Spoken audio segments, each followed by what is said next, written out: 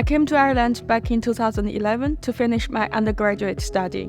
Then I continued to complete my master and PhD in chemistry in UCC, and after that, I work as a researcher at Tyndall.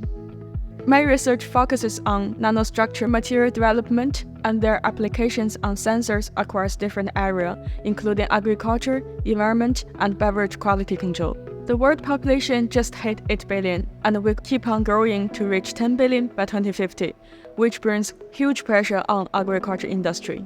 We need to increase food production by 70% in this time, but we have only one planet with finite resources. Therefore, we have to make our agriculture more sustainable. There are more than 100 million tons of nitrate fertilizers which are being applied annually, and more than half of this just runs off into rivers. This is a waste of resources as well as damaging our water bodies.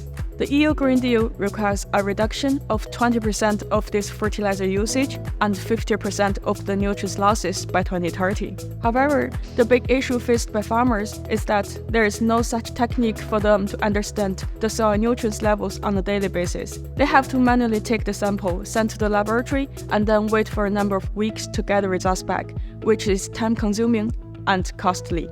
With this challenge in mind, my work focuses on sensors that are easy to use, cost-effective, and provide accurate results in real time.